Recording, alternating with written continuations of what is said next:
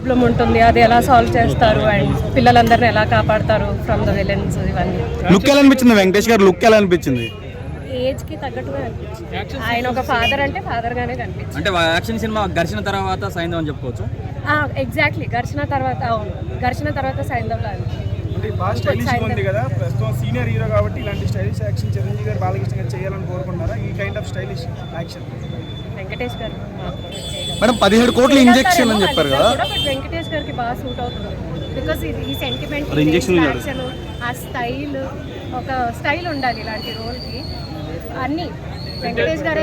3 సినిమాలు రిలీజ్ అయ్యింది, గుంటూరు కారం, హనుమాన్ అండ్ సైంధవ్. 3లో మీరు సైంధవ్ ఒకటే చూసారా? హనుమాన్ అండ్ సైంధవ్ రెండు చూసా, రెండు బాగుంది. గుంటూరు కారం వెంకటేష్ గారు అంటే ఫ్యామిలీ హీరో కదా, ఆయన సైకోగా చూడడం ఎలా అనిపిస్తుంది? సైకో అంటే నిజంగా సైకో కాదు ఇందులో. యాక్చువల్లీ నేను చెప్పకూడదు, మీరు సినిమా చూడాలి, బట్ ఆయన సైకో రోల్ ఏం కాదు. ఏదో బ్రాండింగ్ అంటే ఆయనది సైంధవ్ కోనేరు, సైంధవ్ హనుమాన్ మీకు ఎక్కువగా సైంధవ్ కోనేరు కాబట్టి హనుమాన్ మీకు ఎక్కువ ఏది నచ్చింది? హనుమాన్ ఇస్ ఫర్ కిడ్స్, వాళ్ళు కూడా బాగా ఎంజాయ్ చేస్తారు. వెరీ నీట్ మూవీ, వేరే మూవీస్ లాగా గ్రాఫిక్స్ ఏం పాడు చేయలేదు. So Saindhav hit out of 5 ఎంత రేటింగ్ ఇస్తారు? Saindhav out of 5 3.5. Okay. Sankranti బరిలో నిలుస్తుందండి హిట్ గా? ఏంటండి? సంక్రాంతి బరిలో 3 సినిమాలు ఇప్పుడు రిలీజ్ అయ్యాయి. హనుమాన్ సైంధవ్ చూస్తున్నాను. ఎలా ఉంది మ్యామ్? చూస్తున్నాను. Very nice action entertainer. Okay. పాప సెంటిమెంట్ ఎలా ఉంది మేడం? పాప సెంటిమెంట్ అది వెంకటేష్ గారు కాబట్టి అంత బాగా పండింది. ఓకే. పాప సెంటిమెంట్ ఫైట్స్ అంటే అక్కడ యాక్షన్ రెండు, ఒక పక్క యాక్షన్, ఒక పక్క పాపని ఆ పాప సెంటిమెంట్ అంత బాగా చేసేది, అంత బాగా ఏడుపు అదంతా ఓన్లీ వెంకటేష్ మాత్రమే చేయగలుగుతారు. అండ్ ఇట్స్ ఎంటర్టైనింగ్ మూవీ, ఎక్కడ బోర్ పట్టలేదు. ఫైట్స్ ఎలా అనిపించింది? మ్యూజిక్ ఎలా అనిపించింది? అంటే వెంకటేష్ గారు కంబ్యాక్ ఇచ్చారండి చాలా రోజుల తర్వాత. వెంకటేష్ గారు ఫ్యామిలీ ఆడియన్స్ గా కంబ్యాక్ లా అనిపించింది నాకైతే వెంకటేష్ గారు. ఈవెన్ ఫ్యామిలీ ఆడియన్స్ కనెక్ట్ అవుతారు, బికాజ్ వాళ్ళ డాటర్ సెంటిమెంట్ చాలా ఉంది కదా. ఫ్యామిలీ ఆడియన్స్ కూడా బాగా కనెక్ట్ అవుతారు. కంటెంట్ లో కొత్తగా అంటే మైక్ కింద పెట్టండి డార్లింగ్. మాకు కంటెంట్ లో కొత్తగా ఇంకోటి సోషల్ అవేర్నెస్ పెంచే మూవీ మనం చాలా ఇంట్రెస్టింగ్ గా చూడొచ్చు. ఇంకో 17 కోట్ల మెడిసిన్ అని చూపెట్టారు. అవును, 17 కోట్ల 100 కోట్ల మెడిసిన్ ఉంటుంది.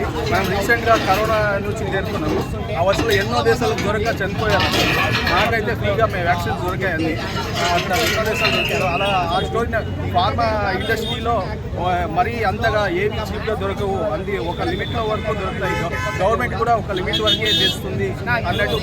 సంక్రాంతి అంటే అందరూ ఎంజాయ్ చేయడానికి వస్తారు కదా, ఎంటర్టైన్మెంట్ పరంగా ఉన్నాయా సినిమాలో? ఎంటర్టైన్మెంట్ పరంగా ఉంది. హీరో ఇది విలన్ది లవ్ స్టోరీ. అది అతని విలన్ గా బాగా చూడొచ్చు, మళ్ళీ అతని ఎంటర్టైన్మెంట్ గా లవ్ స్టోరీ కూడా చూడొచ్చు. మళ్ళీ గెటప్ సీన్, కామెడీ కానీ చాలా బాగుంటుంది. అతను సినిమాలు వచ్చినాయి కదా, ఏది బెస్ట్ అంటే? నాకు అసలు ఏది బెస్ట్ అని చెప్పడానికి ఈ సంక్రాంతి అంటే ఉగాది ఆల్మోస్ట్ వచ్చింది అనిపిస్తుంది.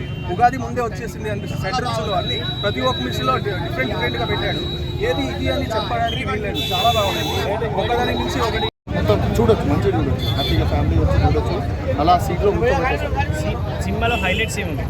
సినిమాలో హైలైట్స్ వచ్చేసి సెంటిమెంట్, సినిమాటోగ్రఫీ, ఆ సినిమా తీసిన విధానం అయితే చంద్రప్రస్థ అని ఒక సిటీని క్రియేట్ చేసి ఆ తీసిన విధానం అయితే ఆ ఫైట్స్ అంటే చాలా రోజుల తర్వాత వెంకటేశ్వర్ని ఇంత హై వోల్టేజ్ ఫిలిం అనేది ఈ మధ్యకాలంలో రాలేదు.